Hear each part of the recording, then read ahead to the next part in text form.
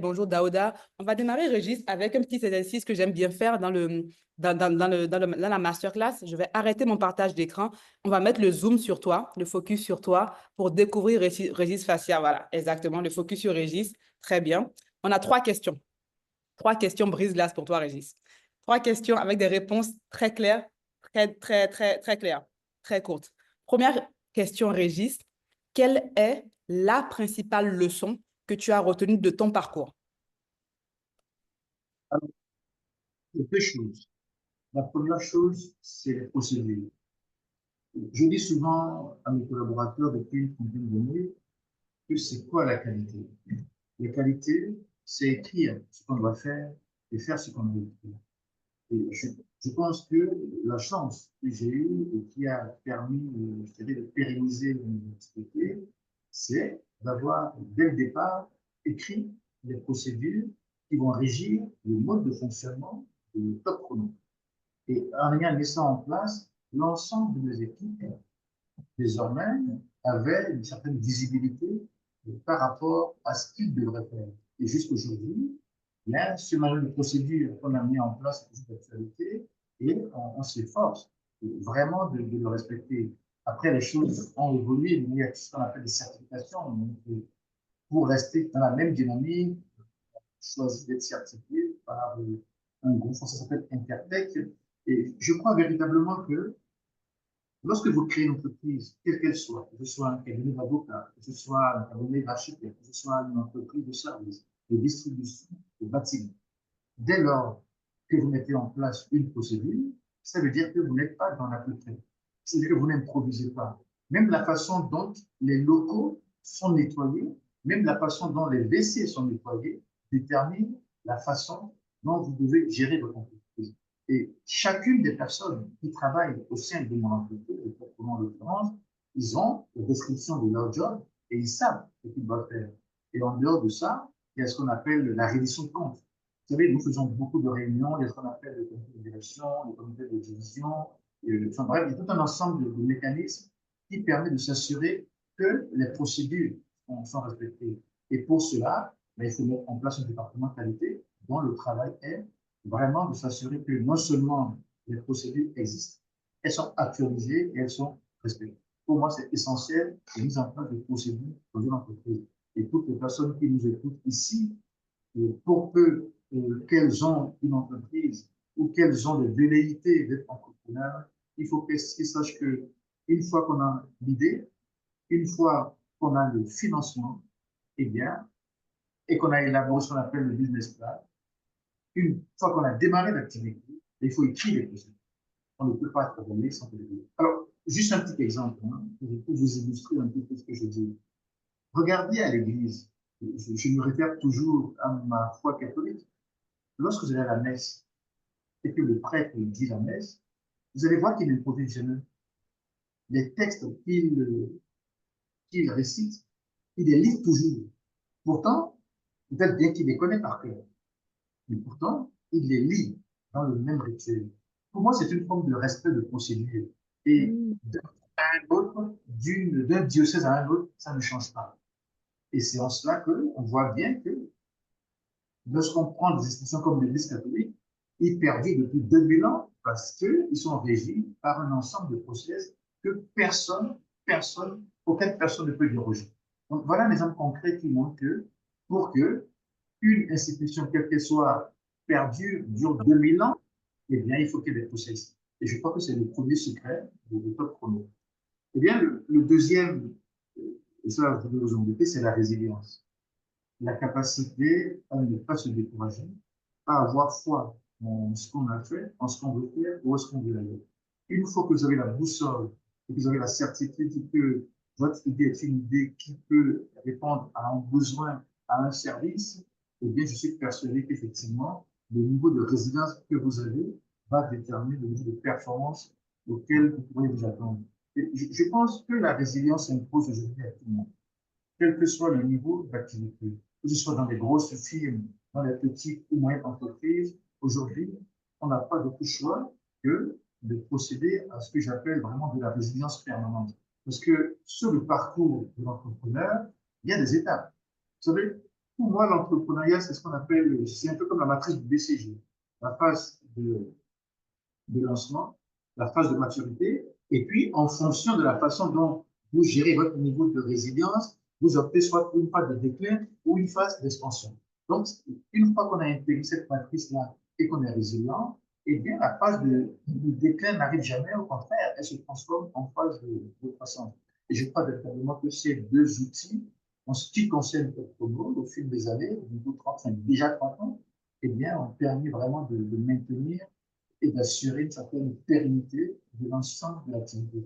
Parce que le soir, au coucher du soleil, qu'est-ce qu'on veut? On veut créer l'entreprise. On ne veut pas faire un compte, on veut créer dans le temps, on veut créer pour la postérité. Alors, si quelqu'un veut créer, il faut s'assurer qu'il ne crée pas pour 1 an, pour 2 ans, pour 3 ans, mais il crée pour toute la postérité. Et c'est ce qu'il faut vraiment quand on est dans la peau d'un chef d'entreprise. Voilà. Waouh! Au fait, Régis, ce pourquoi j'ai pris une pause, c'est la première leçon que tu as donnée, l'importance d'avoir des procédures. Je n'aurais pas pensé que c'est aussi crucial de l'avoir au démarrage d'une entreprise parce que nous, les entrepreneurs, comme tu as dit, dès qu'on a l'idée et qu'on a un peu de financement pour démarrer, on commence à faire des opérations, on commence aux opérations, mais on ne prend pas assez de recul pour dire il faut mettre en place un manuel de procédure. Tu as même dit, même jusqu'à comment est-ce qu'on balaie, comment est-ce qu'on nettoie les pièces. Alors, rassurez-vous, ça ne s'est pas établi ex nihilo, ce que je vous dis. J'ai eu la chance Ok. d'avoir été dans une époque après l'école de commerce de Grenoble, et la chance que nous avions à l'époque, c'est que lorsque parmi nous, il y en avait un qui créait une entreprise, l'école de commerce vous accompagnait.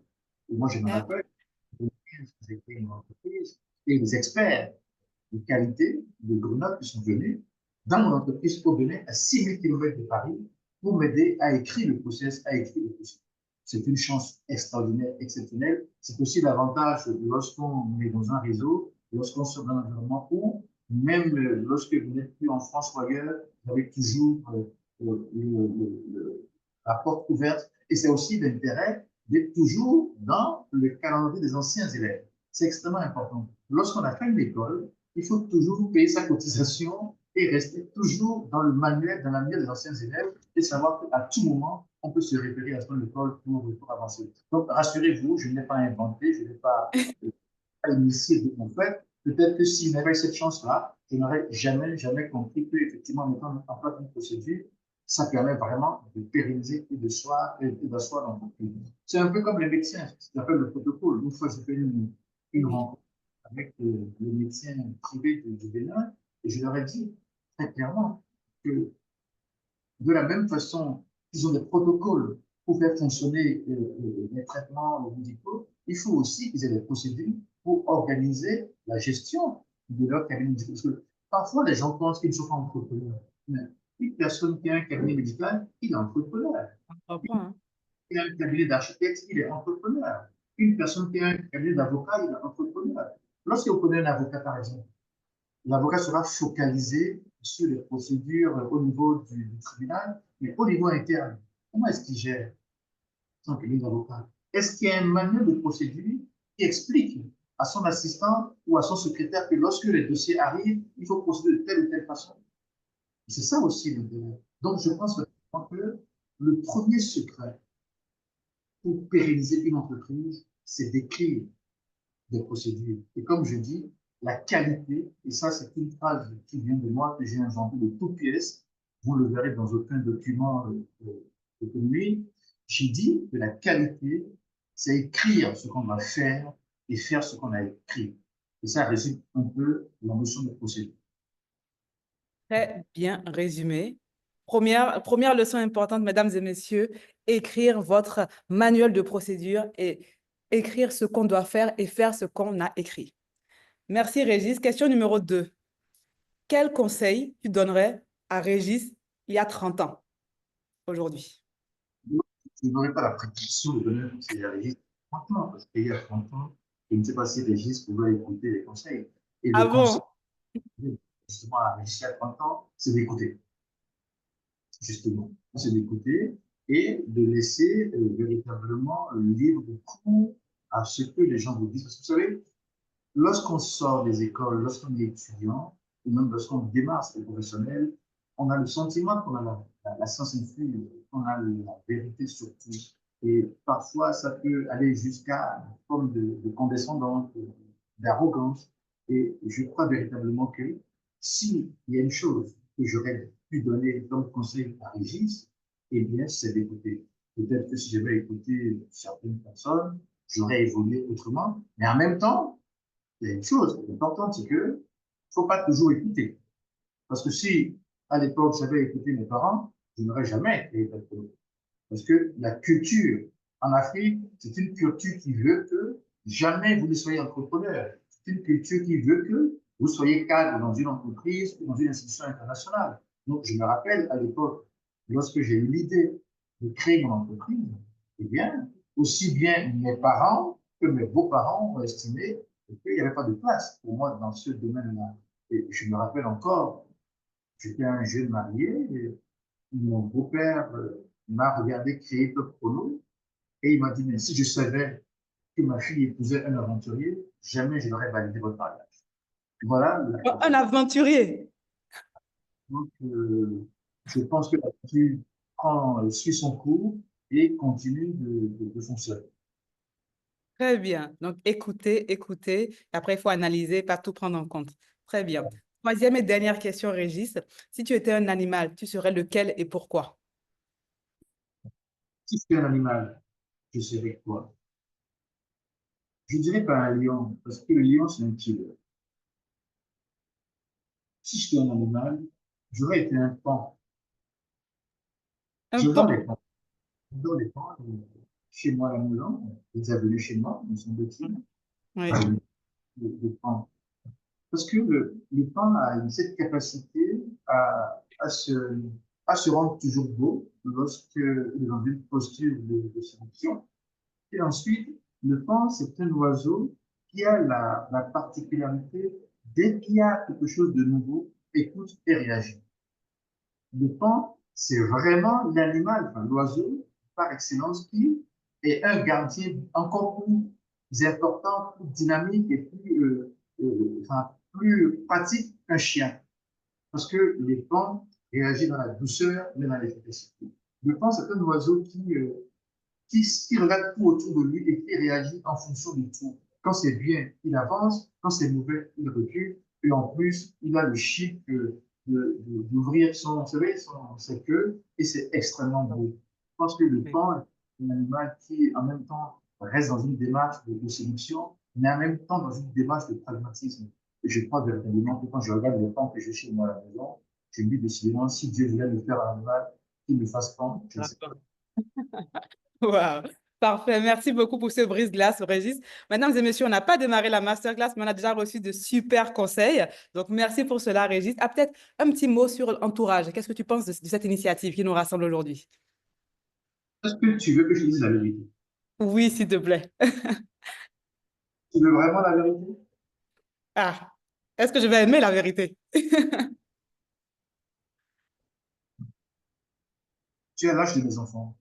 Oui, Et quand je te parle, sans aucune prétention, je te parle comme je parle à mes enfants. tout à fait. Je suis extrêmement fier de ce que je fais.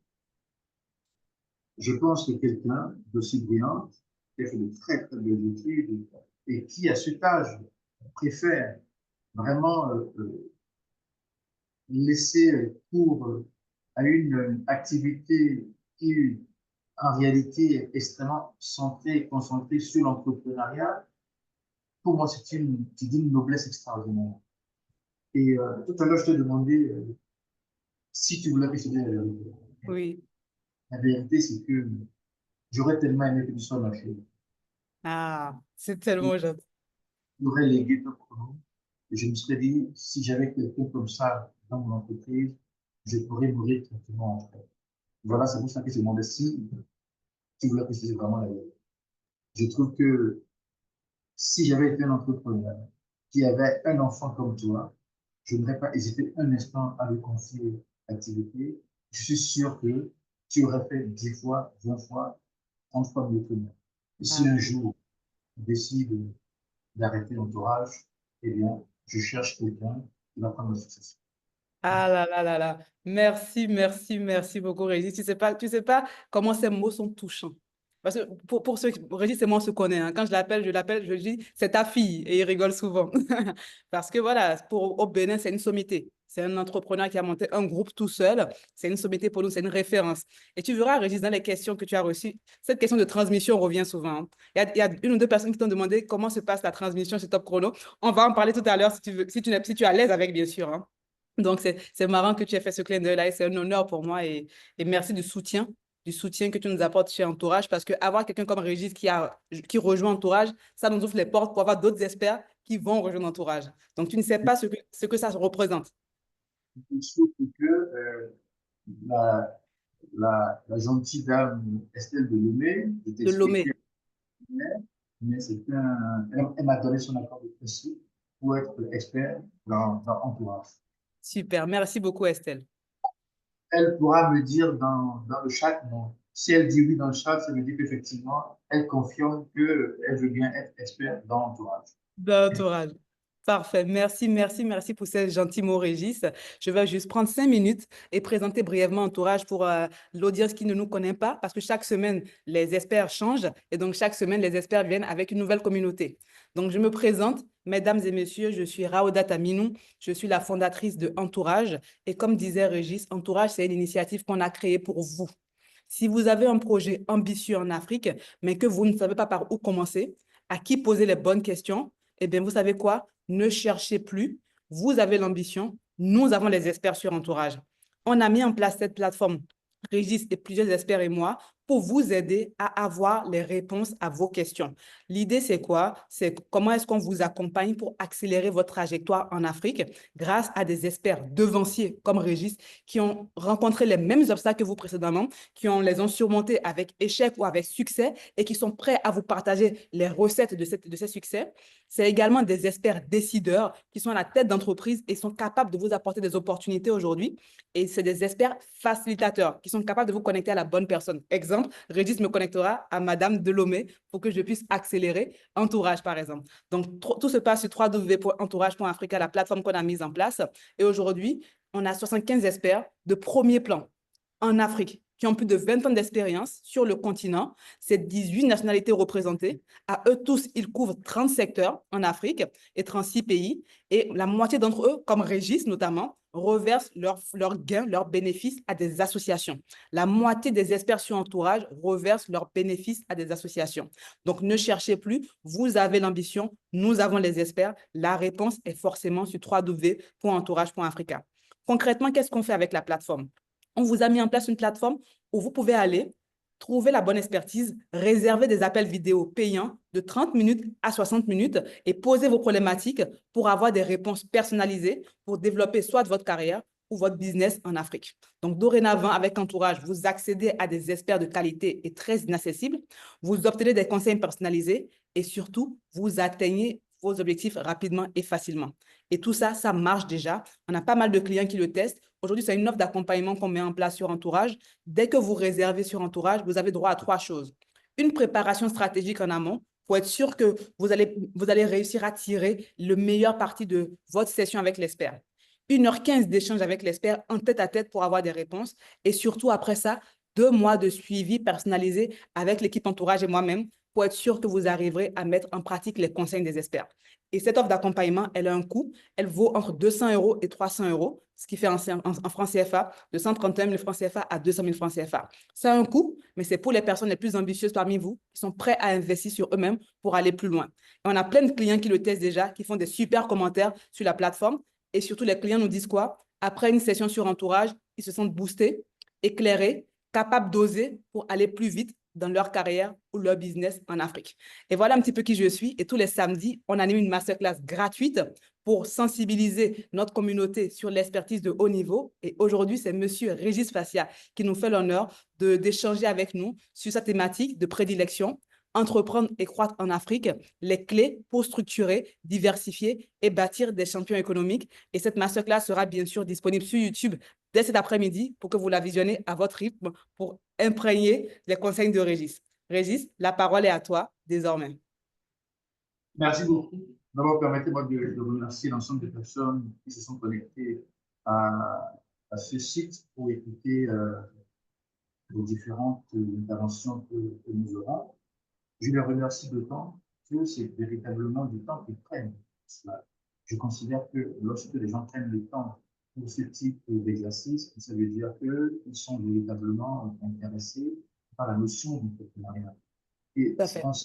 je pense vraiment que l'Afrique va gagner et que l'Afrique est un vrai continent de, je dirais, d'espoir. Et lorsque je regarde un peu la plupart des personnes qui sont souvent inscrites dans ce genre de thématique, je vois qu'il y a beaucoup de jeunes. Et qu'est-ce que ça Oui, m'inspire de jeunes dans une telle journée?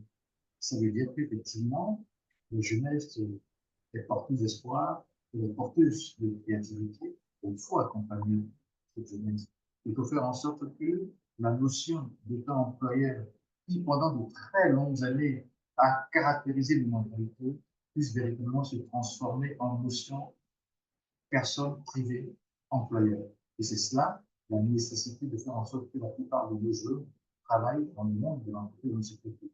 Alors, lorsqu'on parle de secteur privé, ça ne veut pas dire que les hommes et les femmes qui sont en privé deviendront forcément des managers de cette entreprise.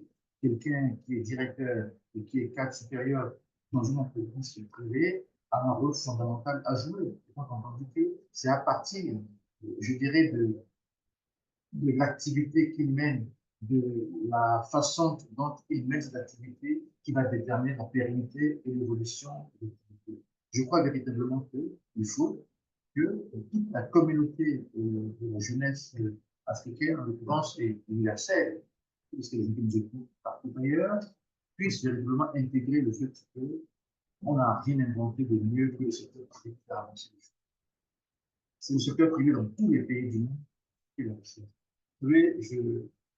Avant-hier et hier, nous avons participé au forum d'IDEA PP sur le PME et la conclusion que nous avons tirée, c'est qu'en réalité, lorsqu'on regarde l'histoire de l'humanité, même dans un passé encore récent, que ce soit en Allemagne, en Italie, en Espagne, ce sont les PME qui ont créé le développement économique. Lorsque vous allez en Chine aujourd'hui, on se rend compte que les PME ont joué un rôle extrêmement important.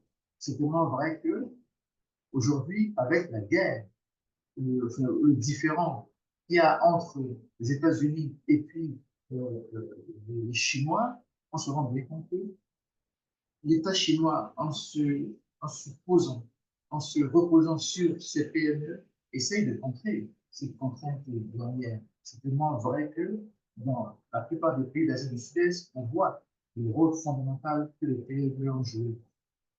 Je parle toujours de la Chine parce que lorsque je regarde la Chine il y a 10, il y a 20, il y a 30 ans, c'était un pays où, effectivement, le libre-échange, où l'entrepreneuriat n'était pas très développé. 30 ans après aujourd'hui, c'est de grands managers, c'est de gros entrepreneurs qui sont en train de conquérir le monde. Et l'Afrique a un défi fondamental à relever. Et pour cela, il faut que les hommes et les femmes africains puissent s'insérer véritablement dans cette dynamique et comprendre que à partir de leur capacité, de leurs aptitudes, de leur fibre entrepreneuriale, ils peuvent faire les choses. Et je pense véritablement que pour ça, il faut des hommes et des femmes bien formés. Vous savez, pour moi, la formation, c'est plus que tout. Aussi bien la formation continue que la formation classique. Qu'est-ce qu'on constate aujourd'hui en Afrique? On constate que certains jeunes, au sortir du bac, qui s'orientent vers les filières de la consommation de la richesse. Alors qu'en réalité, si vous voulez des managers, des entrepreneurs, il faut qu'ils s'orientent vers les filières de la transformation, de la création.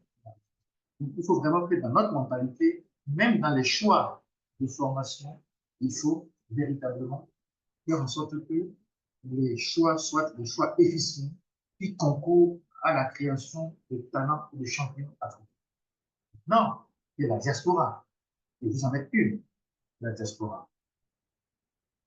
Est-ce que vous croyez véritablement que c'est en restant en France, c'est en restant au Canada, c'est en restant aux États-Unis pour les Africains qu'on va bâtir l'Afrique? Je ne suis pas certain. Je crois que si. Vous savez, je parle souvent de choses bien précises. Vous connaissez mes enfants. Et je me rappelle, lorsque je suis allé pour la remise de diplôme de mon fils il y a quelques années, mon dernier garçon, eh bien, il était très content et il m'a montré son contrat de travail dans une entreprise française. Alors, il a fait une école et je l'ai emmené à la Tour Eiffel.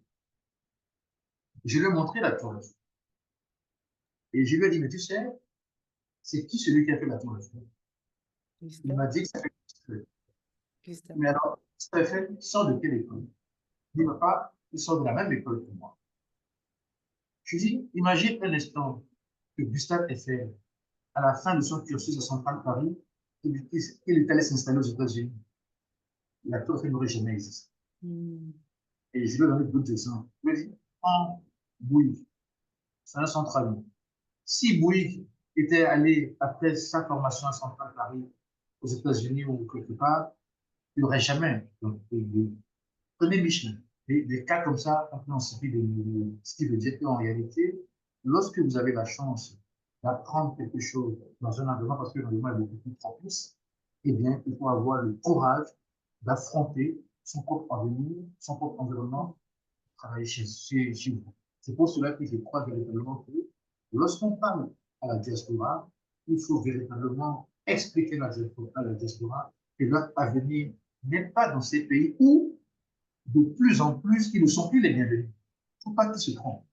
Il faut qu'ils comprennent qu'en réalité, ils ne sont que de passage et que de toute façon, chaque fois qu'on peut les faire partie, on les fera partie. Vous savez, je goûte beaucoup ce qui se passe dans le monde. La dernière fois, il y a un parlementaire français qui a interpellé le gouvernement français à propos du renouvellement des titres de séjour. Et il expliquait à l'Assemblée nationale française qu'il y a une politique qui s'est instaurée en France qui veut que désormais, lorsque les résidents français qui sont en situation régulière, bien entendu, qui veulent renouveler leur carte de séjour, on fait traîner le processus, on les fait décourager et un jour, on leur envoie ce qu'on appelle les EPPR pour qu'ils rentrent chez eux. Vous savez, lorsqu'on a de la dignité, lorsqu'on a de l'amour pour soi, eh bien, on décide de ne pas être. Moi, je n'ai pas envie d'attendre qu'on me chasse avant de rentrer chez moi. C'est pour cela que, lorsque j'ai fini mes études en France, je n'ai même pas attendu avant de partir. Je suis parti, j'ai racheté un billet Paris-Cotonou à l'essai, je suis rentré dans mon pays. Je voudrais dire à la diaspora africaine et à toutes les personnes qui peuvent travailler en Afrique, il y a aussi même d'autres nationalités, qu'il y a de la place. Et il y a aussi un rôle des pouvoirs publics. Il faut aussi que les pouvoirs publics mettent en place un ensemble de mécanismes régaliens qui favorisent le retour de cette jeunesse, de cette diaspora, parce que cette diaspora-là, elle est extrêmement compétente. Elle a un niveau de qualité que parfois on n'a pas au niveau local. Et c'est la mixité, c'est le mixage de la diaspora et des compétences locales qui vont créer, qui vont booster nos économies. Donc je pense véritablement que le potentiel humain est extrêmement important pour accompagner le processus de développement. Le développement s'impose aux Africains et il passera par le secteur privé, il passera par les PME, il passera par l'initiative privée. C'est pour cela que aucun plaidoyer ne sera inutile chaque fois qu'il s'agit de parler de l'entrepreneuriat en Afrique. Je ne sais pas si vous avez des questions à poser. Ben, justement, on est d'accord quand tu dis aucun plaidoyer, n'est-ce pas? Et toi, comment est-ce qu'on peut apprendre du retour d'expérience de Top Chrono, sur la création de Top Chrono en tout cas, ou même les facteurs clés de succès? Parce que, comme tu dis, la diaspora ou même les gens qui sont sur le continent veulent entreprendre. Beaucoup veulent rentrer ou avoir un business à côté. Ou beaucoup veulent rentrer entreprendre. Mais on voit également le taux d'échec qui est associé à l'entrepreneuriat. Donc, comment est-ce qu'aujourd'hui, toi, tu peux revenir sur ton expérience, sur la création de Top Chrono, pardon, et les facteurs de succès ou même les erreurs à éviter pour qu'on puisse apprendre de cela. Vous savez, lorsque en 95, j'ai eu l'idée de Top Chrono, j'ai eu la chance, il n'était pas encore né. J'ai eu l'idée de créer Top Chrono. Eh bien, j'ai été voir quelques personnes de ma famille, de mon environnement, Et évidemment, toutes les personnes étaient hostiles à l'idée parce qu'ils ne comprenaient pas comment est-ce que j'étais directeur commercial d'un groupe, qui était le monde laboratoire, groupe américain. Ils ne comprenaient pas comment est-ce que quelqu'un qui a un statut au directeur commercial d'une boîte américaine peut démissionner pour créer. Je n'ai eu aucun soutien.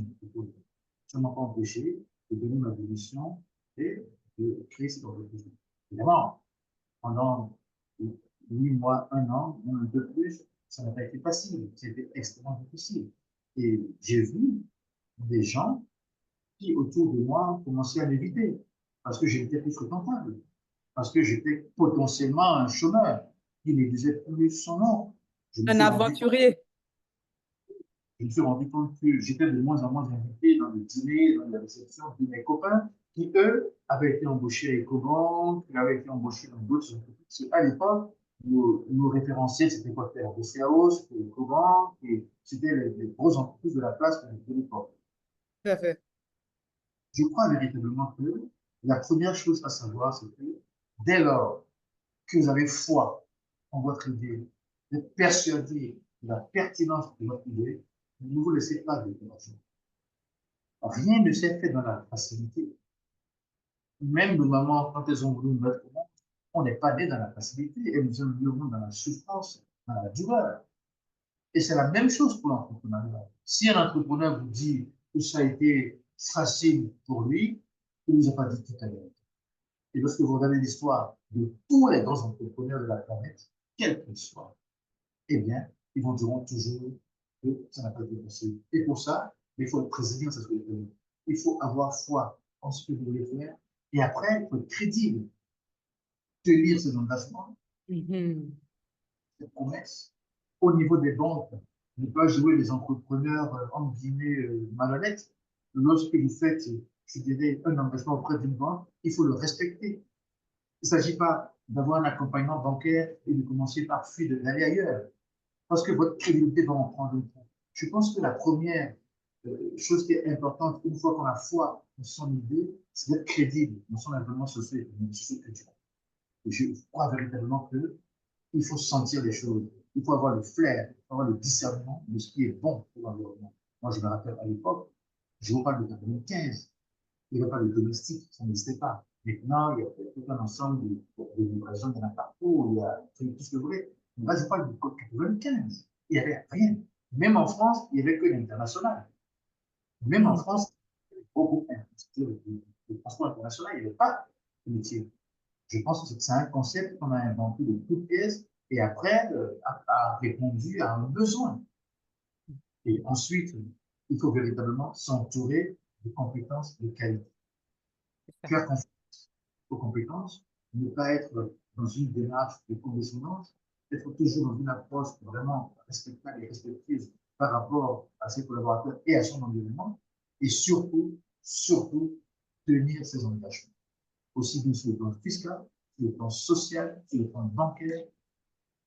Et une fois qu'on a intégré toutes ces choses-là, par le travail, par la résilience, par la persévérance, on réussit à faire en sorte que votre activité devient incontournable dans votre environnement socio-économique.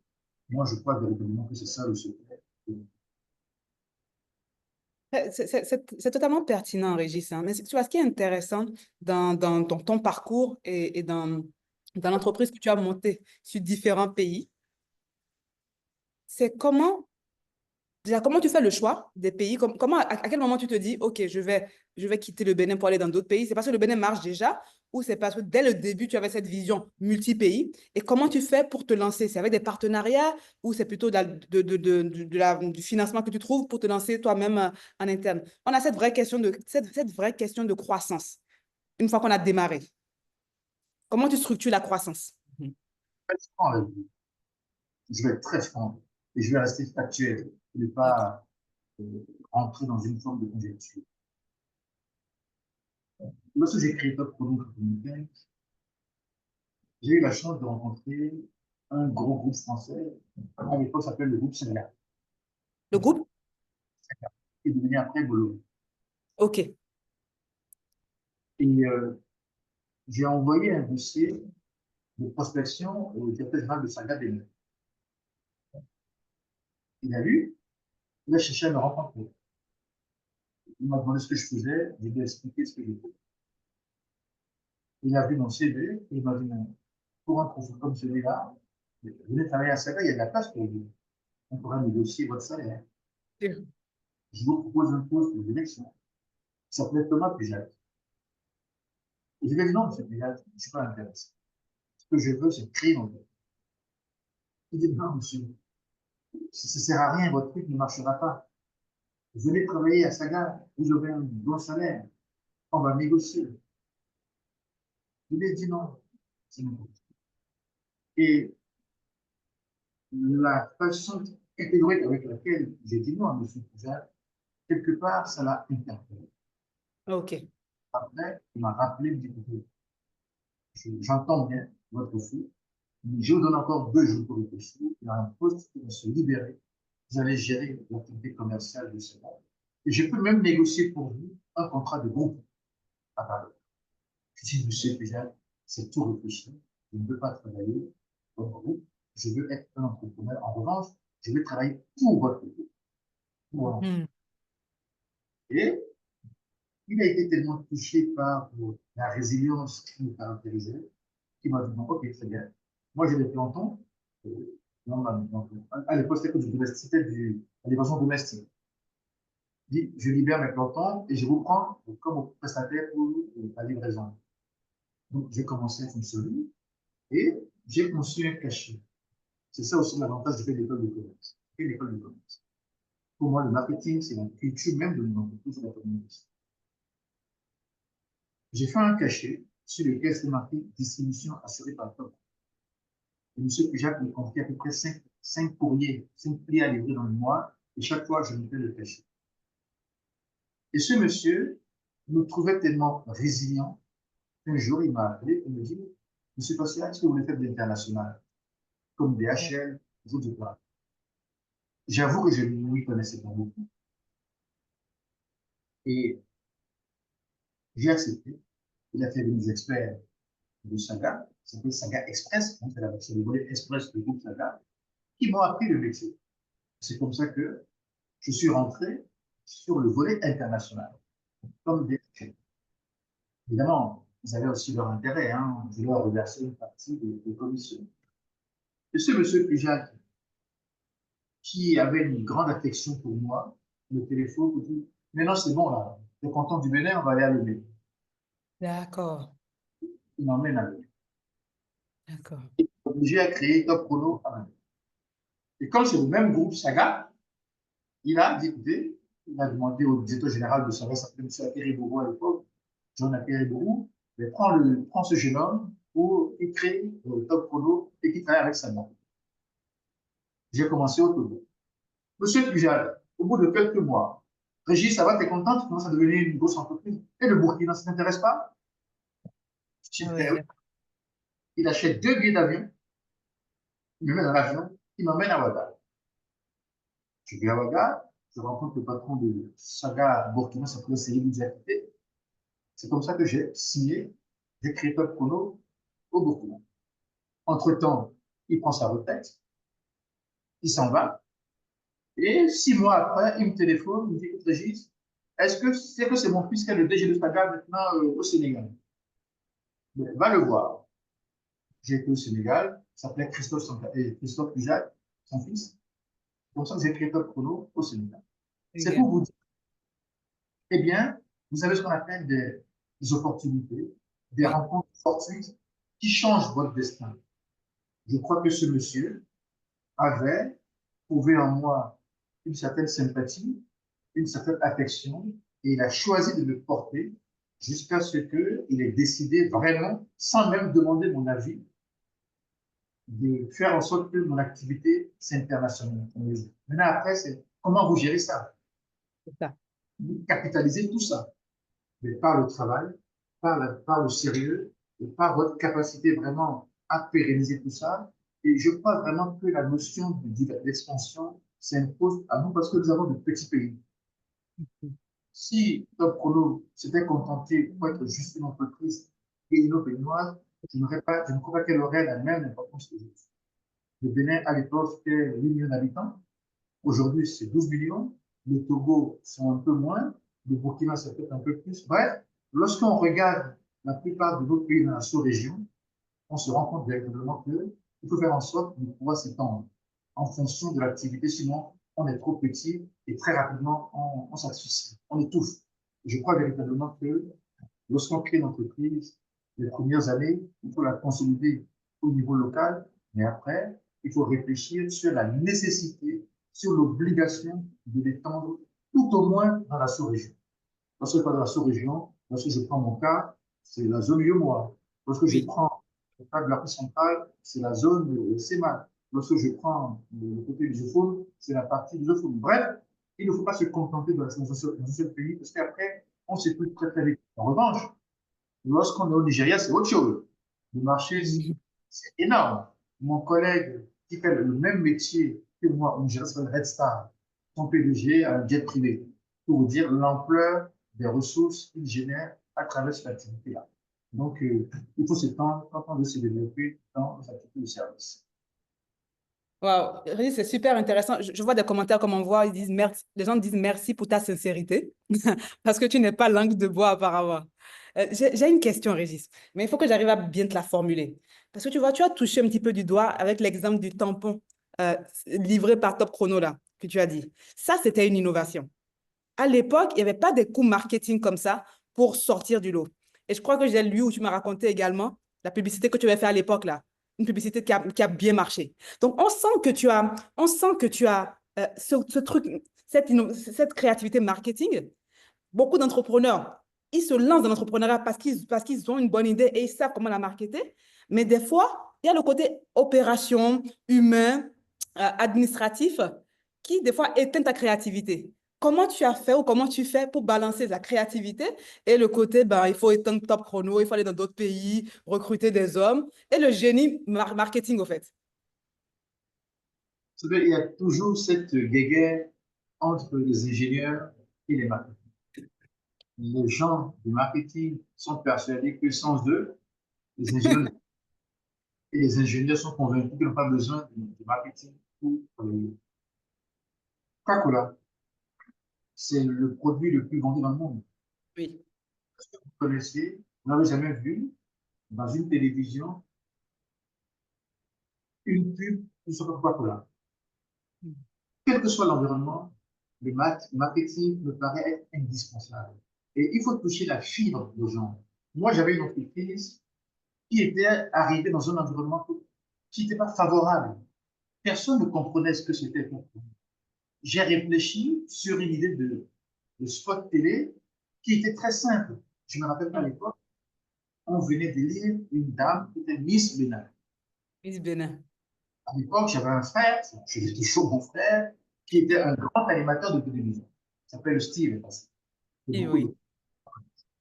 Alors, qu'est-ce que j'ai fait? J'ai demandé à Steve de faire de la pub pour moi. C'était quoi l'idée? Et c'est là que vous appréciez aussi la bienveillance des gens.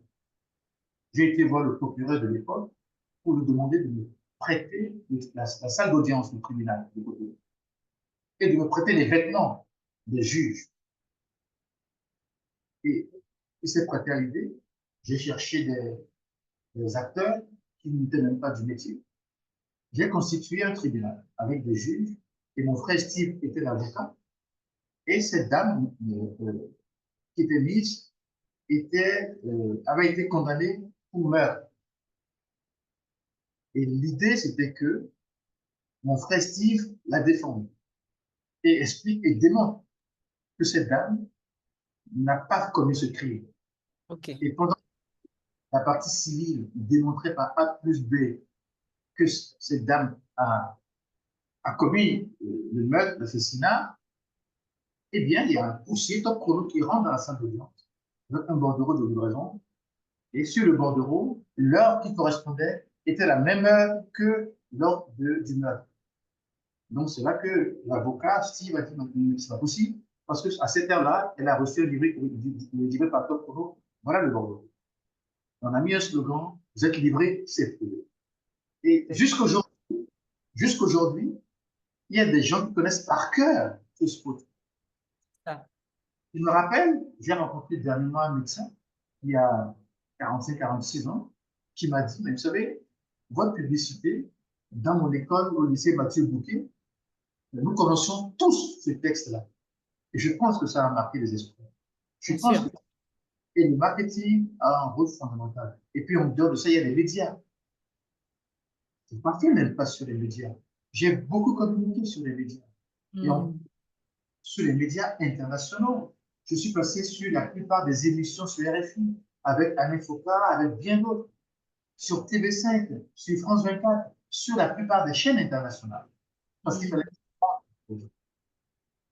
Et une fois qu'au niveau de la communication, vous commencez à vous faire connaître, ça veut dire qu'on commence à vous respecter. Ça veut dire que vous devez commencer à devenir crédible par rapport à votre activité et à votre environnement socio-économique.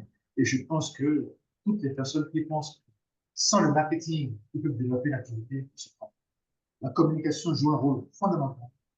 Elle l'a joué il y a 10 ans, elle l'a joué il y a 30 ans, elle le jouera encore aujourd'hui et même dans 20 ans. Donc, ne faisons pas les pas sur la communication.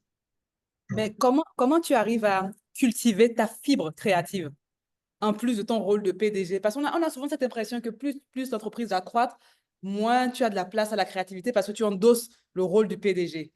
Or, toi, on voit les différents coups de génie qui ont marqué Top Chrono, la publicité, le tampon signé, c'est des coups de génie qui ont propulsé Top Chrono. Donc, comment tu fais pour toujours pour ne pas, voilà, pour cultiver cette fibre créative en gérant l'humain, en gérant les opérations, en gérant tout ce que ça coûte de croître? Je ne vais pas vous choquer, mademoiselle, parce que nous sommes dans un environnement qui prône une forme de laïcité. Moi, c'est ma foi catholique. Je prie beaucoup. Et je me permettrai de vous raconter une anecdote qui, je suis désolé, ça pourrait, vous pourrez trouver ça un peu loufoque ou tiré par les cheveux. Mais je vous la raconte quand même. Vous savez, un jour, je suis à la messe, j'y vais régulièrement, je ne vais pas dire tout le temps, je suis profondément croyant, je suis catholique romain, et je prends ma communion, je me mets à genoux, je prie, et puis j'ai entendu Top Food dans ma tête. Je ne sais même pas ce que c'était. Je ne comprenais rien. Et je rentre dans ma voiture, mon premier réflexe a été d'appeler mon fils aîné, lui Christian. Je dis, oui, c'est vrai. Tout à j'étais à la messe, et puis j'ai entendu Top Food. Je dis, papa, arrête de fumer de la moquette. Très sérieux, je dis, non, papa, je vais arrêter. Food, ça veut dire de la nourriture, le top, et ça veut dire que tu fais de la nourriture maintenant. Et c'est là que je me dis, tiens, peut-être bien que je pourrais créer une entreprise qui fait de la nourriture. Et c'est là, pour vous dire la vérité, qu'est née l'idée de Top Food. C'est à partir de cette inspiration que j'ai eue, et une fois encore, je m'excuse pour les non-croyants de donner cette idée parce qu'ils ont le droit de ne pas croire. Mais moi, je ne fais que répéter de façon tout à fait vraie, dans une certaine véracité, je dirais les faits tels qu'ils ont été réalisés. C'est comme ça que j'écris. Et je me suis rendu compte qu'au bout de quelques temps, cette activité-là correspondait à un besoin qui existait sur le marché. Je suis C'est venu ça. donner. Vous voyez, on ne peut pas avoir la prétention de dire que les idées viennent comme ça par un coup de génie, de façon réfléchie, de façon Ok. réfléchie. Ce serait prétentieux. Je pense que ça dépend des circonstances, ça dépend des opportunités. Lorsque j'ai voulu développer l'activité de distribution de Médical? médicale, c'est des produits, on appelle ça tout ce qui est vaccin. Pendant Oui. longtemps, on s'est occupé de distribuer les produits vaccins entre la France et le monde, les organes humains, tout cela. Comment est-ce que j'ai eu cette idée, cette opportunité? Très simple. À l'époque, j'avais une femme de ménage. Je dis bien femme de ménage, attention, une femme de ménage, qui était chez moi, qui s'occupait de mes enfants, qui avait son mari, qui avait un certain niveau intellectuel. J'étais très bienveillant avec quand le mari venait, restait au portage. Je dis non, non, il faut rentrer, pas rester de rentrer. Et un jour, ce jeune homme vient me voir et me dit, monsieur, j'ai rencontré dernièrement des gens qui cherchaient des partenaires qui voulaient qui voulaient installer une espèce de hub, de plateforme d'humains pour la distribution de transport d'organes humains. Et j'ai pris leur carte. C'est comme ça qu'il m'a remis la carte. Je les ai contactés. À l'époque, mon épouse et moi, on a abordé le sujet à son âme. Et lorsque je les ai, ils m'ont reçu, j'ai estimé que ce n'était pas intéressant. Mon épouse me dit, t'inquiète pas, ils vont aller sur Google, ils vont mettre Régis Facila, ils vont comprendre que tu n'es pas intéressant, ils ont revenu. Et ça n'a pas raté. Quelques mois après, ils sont revenus et on a développé l'activité. Imaginez un instant que j'avais été condescendant avec ce jeune homme. Imaginez que j'avais été méprisant avec ce jeune homme. Jamais il n'aurait eu la gentillesse de me remettre la carte de visite de quelqu'un pour qu'un an après, je puisse travailler avec eux. Et l'activité a duré près de 6 ans. C'est parce que un appel d'offres, je peux sauter après. C'est pour vous dire que il n'y a pas de circonstances précises, spécifiques pour déterminer le choix d'un projet de diversification. C'est des opportunités qui s'offrent à vous, c'est des circonstances qui arrivent et qui vous mènent vers de nouveaux horizons. Et pour ça, il faut être toujours à l'écoute de ce que le marché vous dit. C'est que le premier secret d'entrepreneur, c'est l'écoute. Très bien. Vous Je pense écoutez votre excuse-moi. inspiration, en mon cas à l'église, vous écoutez joint ma femme de ménage, toujours dans l'écoute et dans l'humilité. Je pense que je reste persuadé que le grand patron d'entreprise, c'est celui qui a le souci de l'humilité. Lorsqu'on vous regarde de haut et est persuadé que c'est lui qui a la science infuse, pour moi, il n'est pas un patron. Et d'ailleurs, il risque de ne plus avoir la confiance.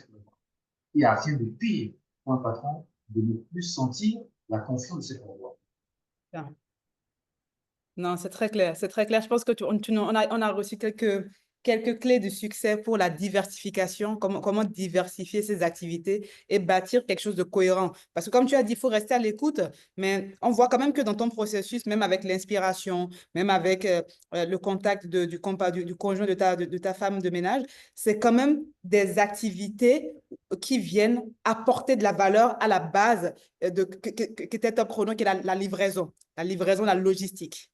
N'est-ce pas? Ce n'est pas parce que j'ai eu la chance et des opportunités qui m'ont permis de rester dans le même secteur qu'on appelle la logistique. Je peux devenir vendeur de cacao. Non, attention, ne croyez pas que la diversification se résume seulement à se restreindre dans son environnement. Non, pas du tout. Dangote au Nigeria, il fait plein d'autres choses. Vous savez, j'ai un très bon ami, j'ai beaucoup, un banquier qui a plein de banques dans la sous-région, en Afrique. Dernièrement, il m'a dit, écoute, maintenant je me lance en pétrole. J'ai En racheté pétrole. son essence totale, je me lance en pétrole. Ensuite, il me dit, Régis, je me lance dans les mines. Pourtant, à la base, il était banquier. Donc, il n'y a pas de mal à changer d'activité, à se reconvertir dans d'autres filières. Ce qui est important, c'est de s'assurer de la pertinence du projet et de sa capacité à créer de la richesse et des emplois pour notre communauté. Donc, je ne voudrais pas restreindre mon intervention sur le fait que lorsqu'on est dans la logistique, il faut rester uniquement dans ce domaine. Non. Demain, je peux décider de vendre des chemises. Ce qui est important, c'est que je vende de belles chemises et que mes concurrents se disent, waouh, il vient d'arriver sur le marché, il y a des chemises encore plus belles. Donc, il faut être vraiment très, très ouvert, écouter le marché, sentir le marché et faire en sorte que tout ce qu'on fait correspond à un besoin et à une capacité de créer de la richesse et de l'emploi. Pour moi, un chef d'entreprise, c'est quelqu'un qui, par définition, doit avoir une solaturisme. Si quelqu'un est égoïste, il ne peut pas être entrepreneur. Parce que la notion d'entrepreneur par excellence, c'est la notion de partage. Quelqu'un qui se soucie de payer les salaires de ses collaborateurs, c'est quelqu'un qui a le sens du partage. Et pour moi, lorsqu'on se restreint dans une posture d'égoïsme, on ne peut pas le faire. C'est pas possible. C'est incompatible. C'est vrai. OK. Non, c'est très clair. Je pense que, OK, donc là, tu nous as donné les clés de succès, en tout cas par rapport à ton parcours, sur comment est-ce qu'on lance, en tout cas l'importance de lancer et comment est-ce qu'on fait croître une entreprise. On a également parlé de comment est-ce qu'on se diversifie, comment est-ce qu'on diversifie ces activités pour bâtir quelque chose de robuste. Qu'en est-il comment je peux dire, comment est-ce qu'on s'adosse sur un écosystème pour renforcer son influence? On le voit dans ton expérience, dans ton parcours, justement avec l'exemple de ton expansion de Top Chrono au Sénégal ou dans la sous-région, ça a été avec un gros partenaire qui te portait dans les différents pays. Aujourd'hui, comment tu vois l'expansion d'une entreprise qui se voudrait robuste? Ça passe par les partenariats, ça c'est un exemple. Tu es également membre, tu me corriges le titre, hein, Régis, si je m'explique, si je m'exprime mal. Tu es également le premier vice-président du patronat béninois. Tu es également dans d'autres relais économiques, notamment asiatiques. Est-ce que c'est parce que tu as compris très vite qu'il faut être dans ces cercles d'influence? Alors, le volet asiatique, effectivement, je vous le concède, je Vietnam, suis consul honoraire du Vietnam au Bénin. C'est tout à fait. vrai que, effectivement, il y a une chose qu'il faut comprendre, c'est ce qu'on appelle la solitude de l'entrepreneur. Pour moi, c'est une situation à laquelle l'entrepreneur se retrouve très, très vite. Et il n'y a pas pire qu'un entrepreneur solidaire. Et pour pallier à ça, il y a beaucoup de mécanismes.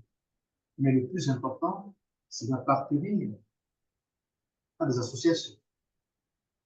Et c'est comme ça que j'ai éprouvé le besoin, le désir d'aller au patronat.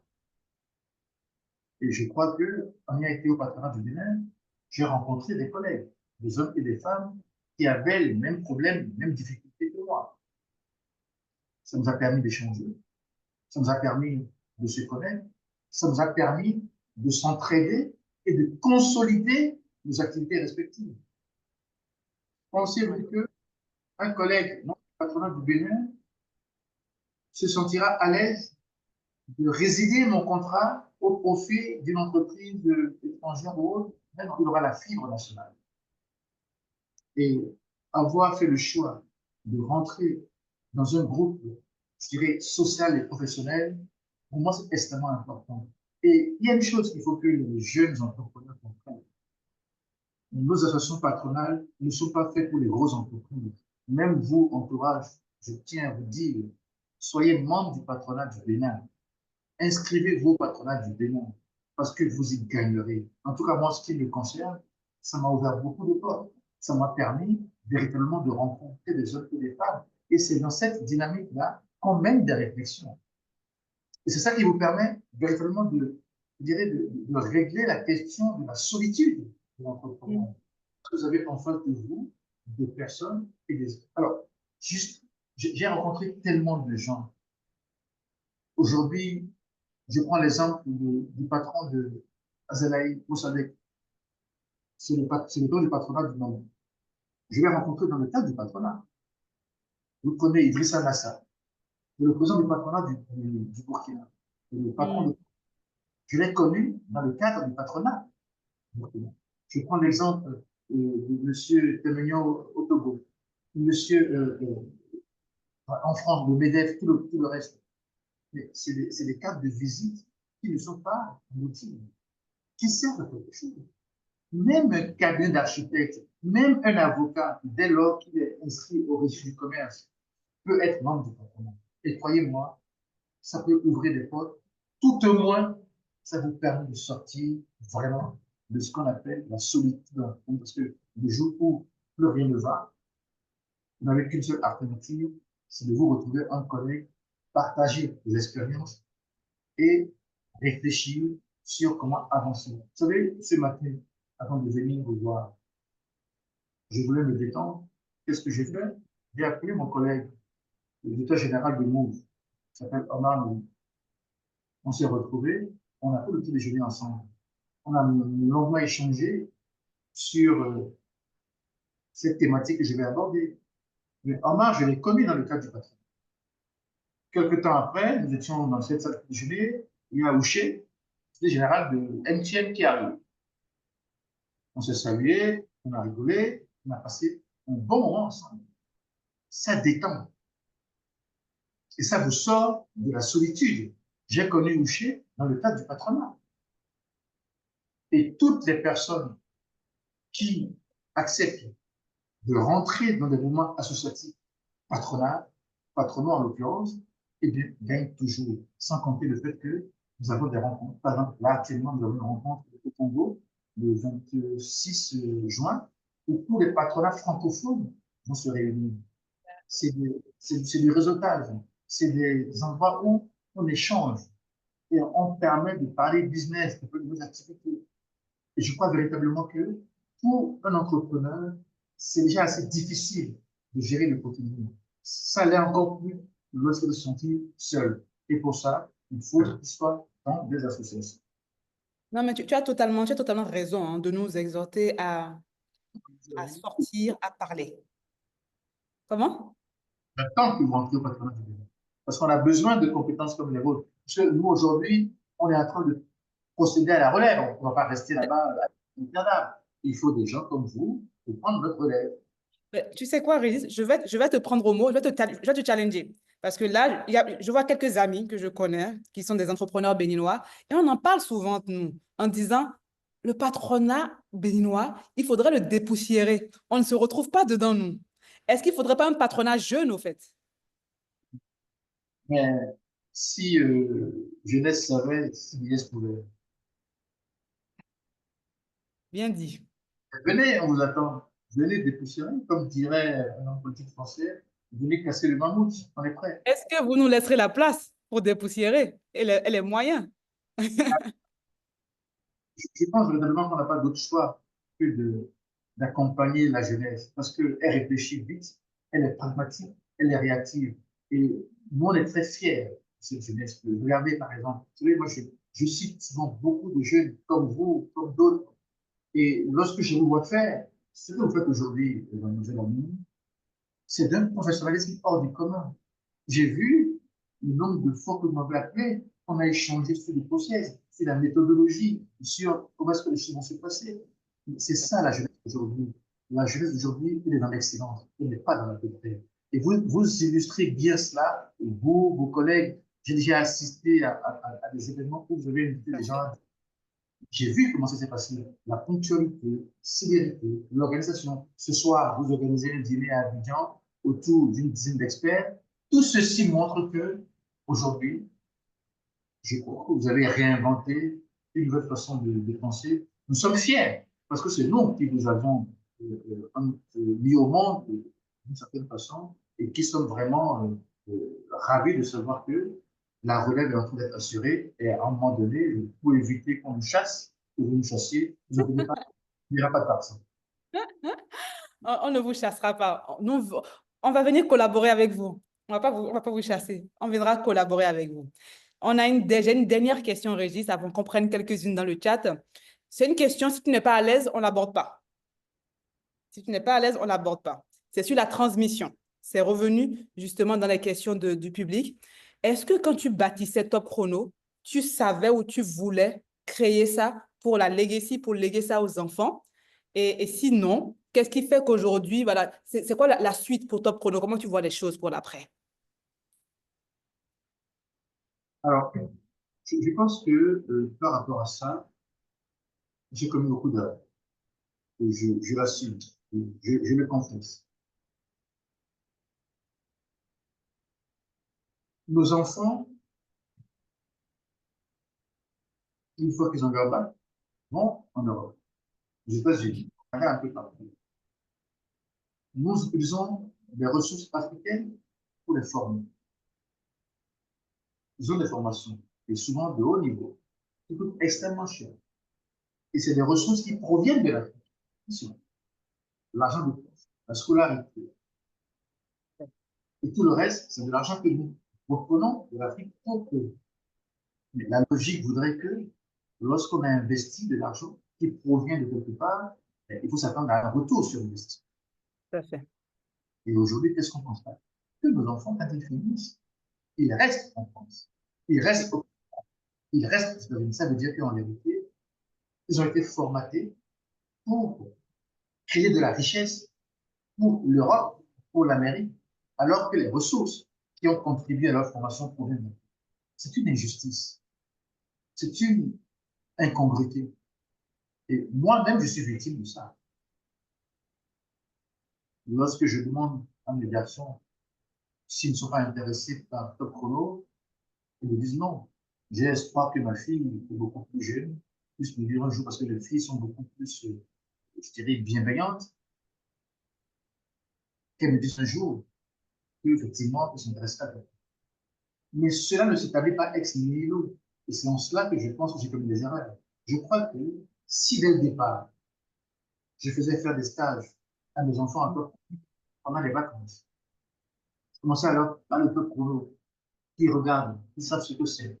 Quand ils quittent la France, un exemple très simple, lorsque mon fils a voulu faire son stage au Bénin, excusez-moi, je ne sais même pas comment est-ce que j'ai appelé mon collègue de la Solebra pour qu'il aille faire son stage à la Solebra. C'est une aberration de ma part. J'aurais dû le laisser faire son stage au Bénin pour qu'il comprenne un peu comment ça fonctionne. Je pense que nous avons une part dans ce par rapport à ça. Et aujourd'hui, je suis en phase de l'investissement. Je me rends compte que depuis 30 ans, j'ai mis en place une entreprise qui, en termes de transmission, est en train de balbutier. C'est une réalité, c'est un vrai problème. C'est pour cela que, véritablement, il faut avoir la chance, au sein de son entreprise, d'avoir des hommes et des femmes qui ont une certaine compétence. Je crois que ma DGA est quelqu'un qui a des aptitudes. Et aujourd'hui, lorsque je regarde, en tout cas au jour d'aujourd'hui, je ne vois pas quelqu'un d'autre que Mme Sossou-Ngor pour prendre la relève de Top Chrono. Je ne suis plus là. Mais ce qui est important, c'est qu'il faut le préparer. Et c'est ce qu'en Afrique, on ne sait pas faire. C'est comme un testament. On n'a pas la culture du testament en Afrique. Lorsque les gens meurent, on se rend compte que après les choses sont compliquées, les maisons restent en division pendant de très longues années, on ne gère pas la succession. Moi, je ne veux pas faire ça. Moi, de mon vivant, je veux organiser la suite de. Et par rapport à ça, il faut identifier des gens dans l'entreprise, en même temps, qui ont des aptitudes intellectuelles, des capacités managériales de prendre la. Et puis, ces gens-là peuvent être accompagnés par d'autres compétences. Et parfois, je pense à Mme Lamine, en disant pourquoi est-ce qu'elle ne sera pas intéressée pour intégrer une équipe de relève. Là, Pourquoi pas? j'ai fait une déclaration de façon officielle. Là, même, Pourquoi pas? On ne dit jamais jamais, n'est-ce pas? Pourquoi pas? les enfants pensent que c'est mort. Ça ne les intéresse pas du tout alors. Ils m'ont invité au restaurant pour me le dire très très clairement, pas que je me fasse des illusions. Bon, Donc, les choses sont très claires par rapport à ça. Pas, ne pas intéressé par ton entreprise, débrouille-toi, fais comme tu veux, mais nous, ça ne nous intéresse pas. Ils ont été clairs. C'est honnête, c'est honnête. mais c'est assez triste et c'est assez poignant pour moi. Hmm. Le but, lorsqu'on crée, c'est pour la prospérité. C'est comme ça que les gros groupes naissent. Que vous prenez LVMH aujourd'hui, les enfants sont dans la dynamique. Parce que vous prenez le groupe d'assaut, les enfants sont dans la dynamique. Si vous prenez Bouygues, c'est pareil. Vous prenez Michelin, c'est pareil. Vous prenez Auchan, c'est pareil. Aujourd'hui, les entreprises sont transmises de génération en génération. Parce que la culture d'entrepreneuriat, elle se transmet aussi. Mais il faut préparer des enfants en amont. Et ça a été l'une de mes plus grosses erreurs. Wow. C'est très, c'est très honnête de ta part. Très honnête de ta part. Et nous, en tout cas, nous, cette génération-là, il faut qu'on apprenne de cela. Parce que tu as dit clairement, il faut les faire faire des stages. Et ça, on le voit beaucoup chez les Libanais. Les Libanais d'Orca, là, à la caisse en été, c'est leurs enfants qui sont à la caisse en été. Tu vois? Ça, on observe, mais nous, on ne se l'applique pas encore. Un peu nous, les Yoruba, quand même. Un peu nous, les Yoruba, on le fait. Qu'est-ce que tu en penses, Régis? Les Yoruba d'aujourd'hui ne sont pas les Yoruba d'hier. Ce n'est pas la même culture. Les Yoruba d'hier étaient des commerçants. Les Yoruba d'aujourd'hui sont des intellectuels. Ça n'a absolument rien à voir. Ça n'a rien à voir. Aujourd'hui, les enfants des Yoruba, ils font des grandes écoles, ils sont au Canada, ils sont aux États-Unis, ils n'ont pas envie d'aller vendre des tissus. Ils veulent faire des choses bien meilleures que ce que nos parents ont fait. C'était Mhm. l'époque il y a 40 ans que la vendeuse Yoruba de pain milliardaire transmettait à son enfant Ça, l'héritage. Aujourd'hui, les Yoruba, ils sont dans une dynamique complètement intellectuelle. Et ça change complètement tout le paradigme parce que lorsque, en raison de leur capacité intellectuelle, ils réussissent à reprendre l'activité, eh bien, ça prend encore une autre dimension.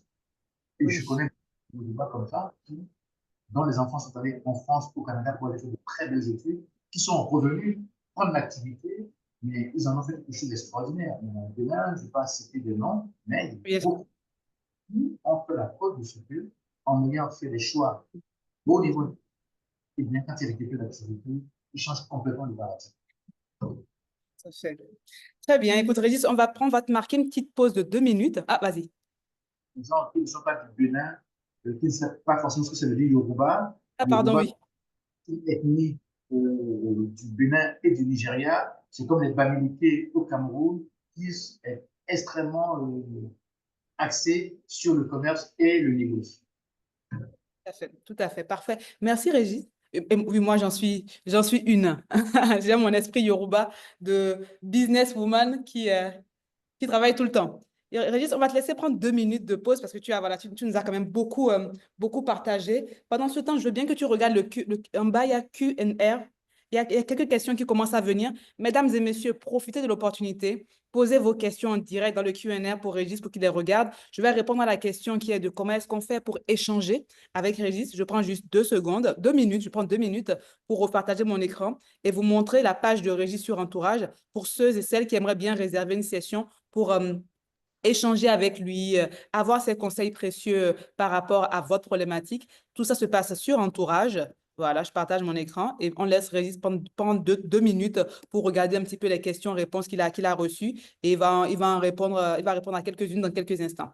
Alors, mesdames et messieurs, si comme moi, vous avez bu les paroles de Monsieur Régis Fassia sur comment est-ce qu'on passe de l'idée à la réalisation, comment est-ce qu'on passe de 0 à 1, de 1 à 100 et de 100 à 1000 en se diversifiant de manière cohérente et comment est-ce que justement il ne faut pas s'enfermer dans la solitude de l'entrepreneur. Si vous souhaitez échanger avec lui aujourd'hui en privé, ça se passe sur Entourage. Sur Entourage, il y a 3 étapes pour accélérer votre trajectoire avec un expert comme Régis Fassia. C'est très simple. Quand vous réservez une session, vous nous envoyez vos problématiques, vos questions en amont, de telle sorte qu'on prépare une fiche à Régis pour qu'il découvre un petit peu votre parcours et vos interrogations. Durant l'appel en tête-à-tête que vous aurez avec lui, il vous apportera des éléments concrets, pas de la théorie. C'est plus de 30 ans de pratique qu'il mettra à votre disposition pour vous aiguiller et vous montrer les clés de succès, si on peut dire. Et ensuite, l'équipe entourage et moi-même, on prendra le relais pour être sûr que vous arrivez à appliquer les précieux conseils de Régis.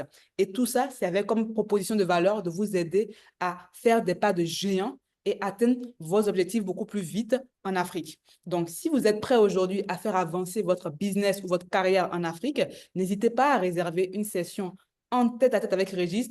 Comme tous nos experts, ils jouent le jeu. Ils nous accordent en moyenne 1 heure à 2 heures maximum par semaine. Et c'est en général les jeudis à 15 heures GMT si vous souhaitez échanger avec Monsieur Régis Fassia. Et comme je vous le disais, hein, c'est une formule d'accompagnement en 3 temps. Une préparation stratégique avec l'équipe, une session de 1h15 en tête-à-tête avec l'expert Régis et ensuite 2 mois de suivi personnalisé avec mon équipe. Et ça a un coût de 250 euros qui est totalement reversé à Entourage, à une fondation. Monsieur Régis Fassia ne touche absolument rien. Sur son profil, vous le verrez très bien, c'est écrit. 100% de ses bénéfices sont reversés à une association. Donc, il fait cela parce qu'il croit dans ce mouvement que nous mettons en place. Il est toujours le premier à nous encourager et à prendre part à nos activités. Mais nous, Entourage, on a besoin, bien sûr, de se rémunérer pour arriver à faire ce qu'on fait. Et donc, voilà la formule d'accompagnement. Et on vous a mis un code promo, Régis25, à disposition pour vous encourager à réserver votre session avec Monsieur Régis Fassia. Voilà. Est-ce que tu as vu des questions dans le chat, Régis, qui t'ont interpellé, que tu aimerais aborder? J'avoue que je n'ai pas, j'avoue que j'ai pas regardé. Très bien. Je vais te les lire. Tu en as reçu 3. Il y a Yacine Mohamed qui te demande comment as-tu fait à titre personnel pour monter en compétence au fil des ans? Oh, je pense que c'est la formation continue. Je pense que c'est extrêmement important. Vous savez, il faut être dans une dynamique d'apprentissage. Il faut être constamment en train de rechercher la connaissance. Et je crois véritablement qu'aujourd'hui, lorsqu'on s'éloigne de la formation continue, eh bien, on s'éloigne de la vie d'entrepreneur. Pour moi, c'est extrêmement important. Vous savez, j'ai émis l'idée à Top Chrono de partager même la formation et j'ai initié un concept qu'on appelle la révolution du savoir. C'est-à-dire que une fois par mois, toute l'équipe est divisée en plusieurs groupes et on choisit des thématiques.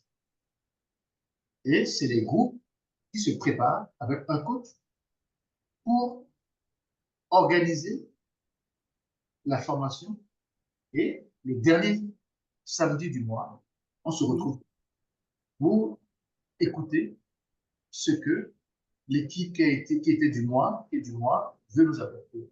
Et je pense que c'est tellement important que lorsque vous prenez un coursier qui n'a jamais lu un livre, qui se retrouve à devoir développer une thématique sur le management participatif ou sur le digital, il est obligé d'aller chercher.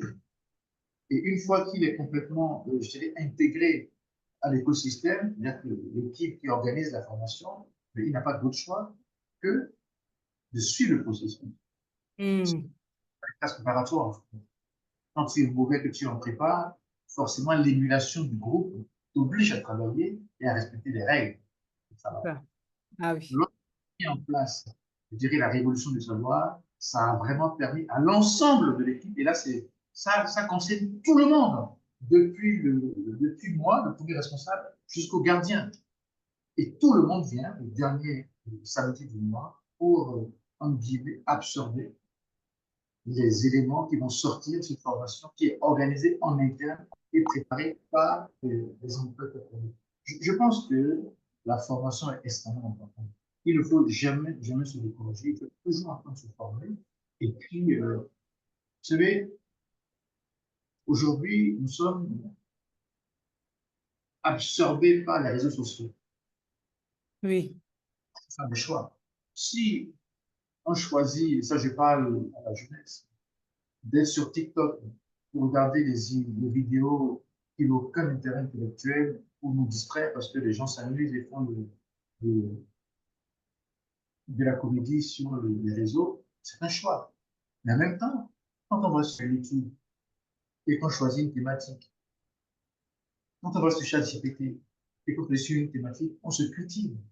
Donc je pense qu'aujourd'hui, il faut que les jeunes comprennent que le niveau d'addiction qu'il y a à se, à se concentrer sur TikTok ou sur Hmm. d'autres réseaux sociaux pour aller voir des choses superficielles, ça les arrière, ça les abétit.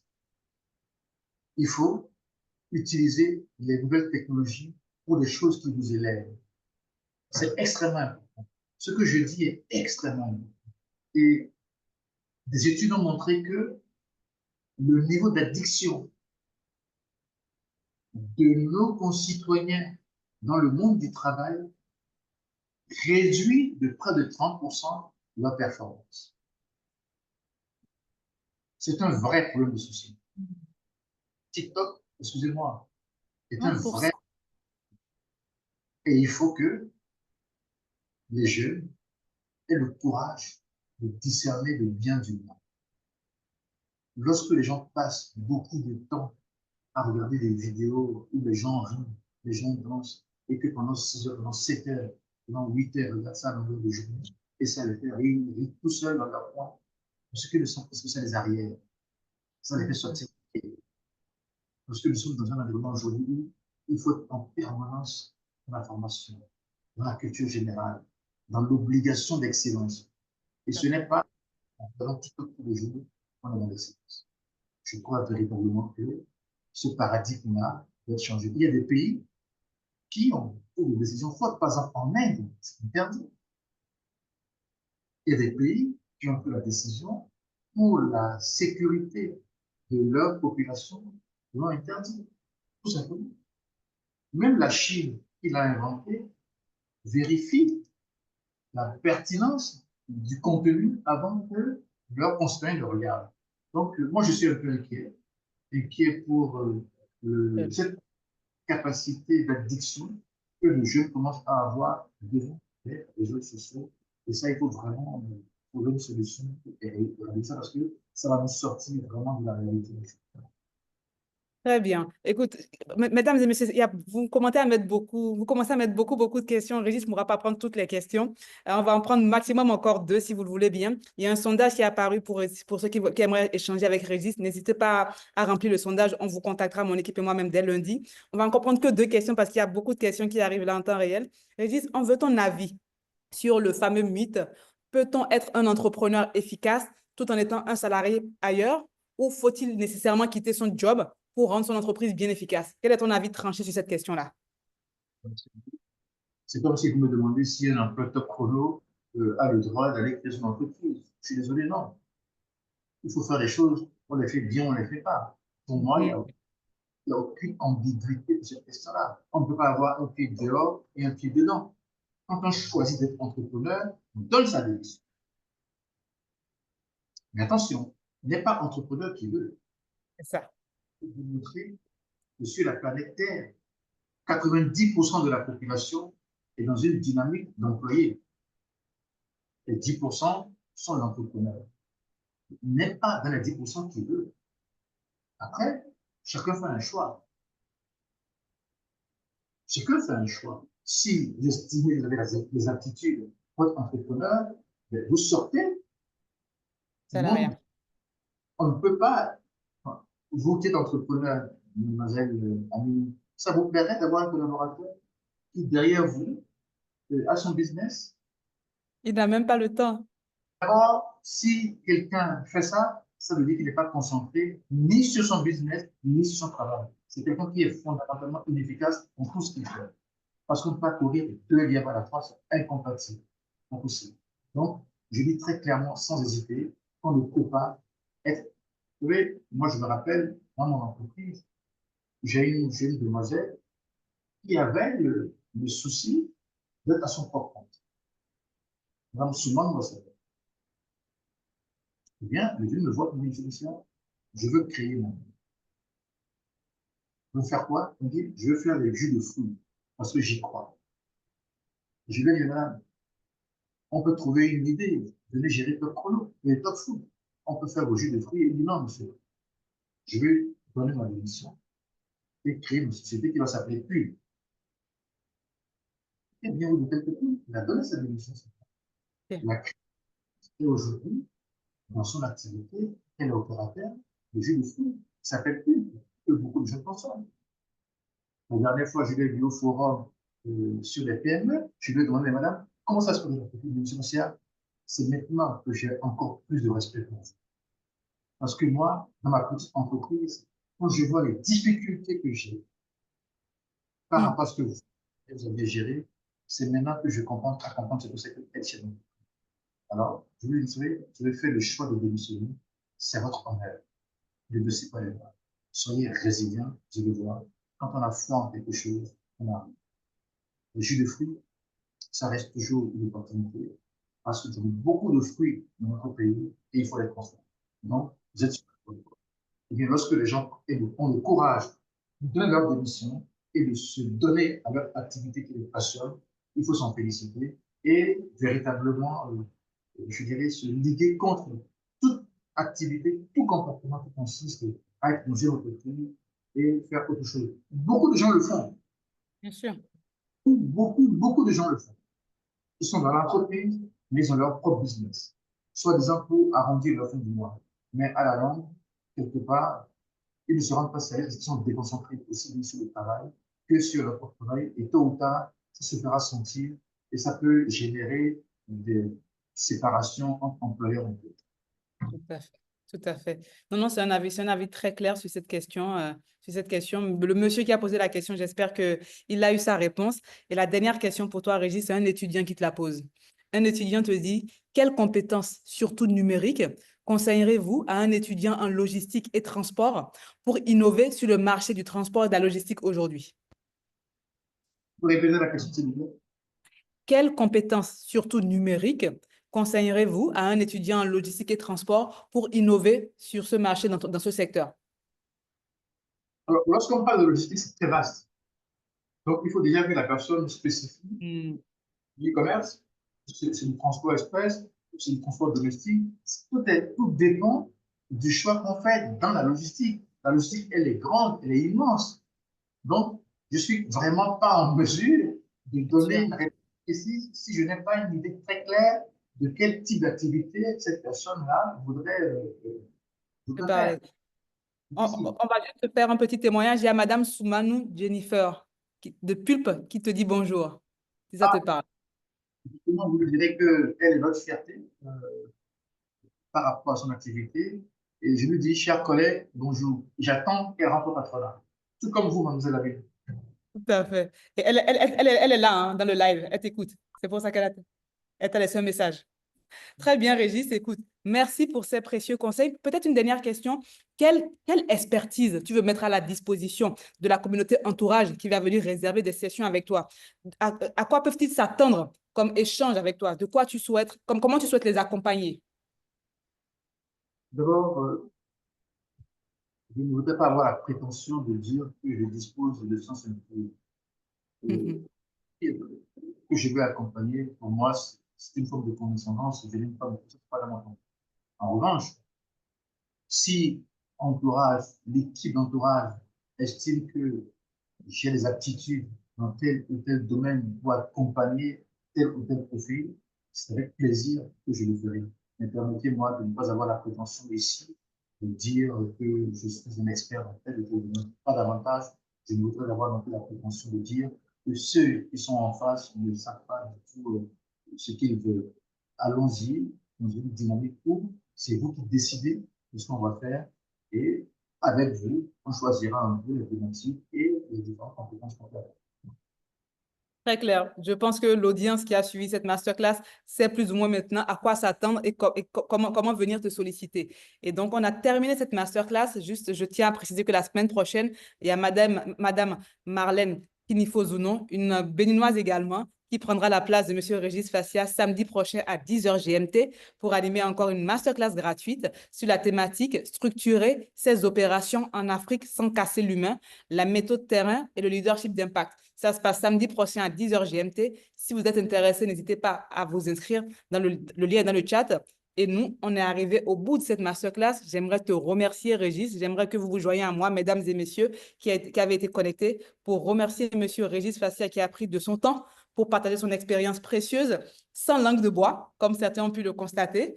On apprend toujours quand on parle à une sommité comme Régis. Et donc, n'hésitez pas, si vous voulez avancer et accélérer votre projet, la réponse se trouve sur Entourage et on te laisse le mot de la fin.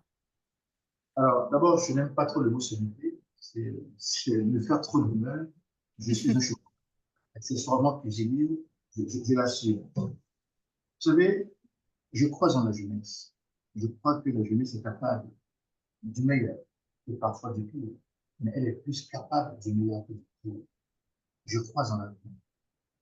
Et lorsque, hier, avant que je suis intervenu dans un panel, j'ai dit ceci. J'ai dit, Napoléon Bonaparte a dit de la Chine ceci.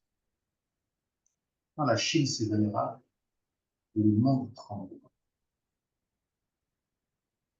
Ce qu'il a oublié de dire, ou de rajouter, c'est que quand l'Afrique prendra conscience du potentiel de sa jeunesse, du potentiel de ses ressources, ce n'est pas le monde qui tremblera, mais c'est le cours de l'histoire qui va changer.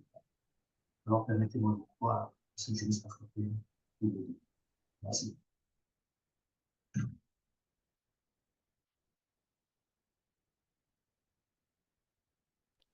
Merci pour ce mot de la fin, je disais. Mesdames et messieurs, j'espère que le message de fin de Régis est bien passé, que vous l'avez bien reçu. Je vous retrouve samedi prochain pour une prochaine masterclass et on remercie encore Monsieur Régis Fassia. À samedi. Merci. Bon courage et bonne continuation. Merci Régis.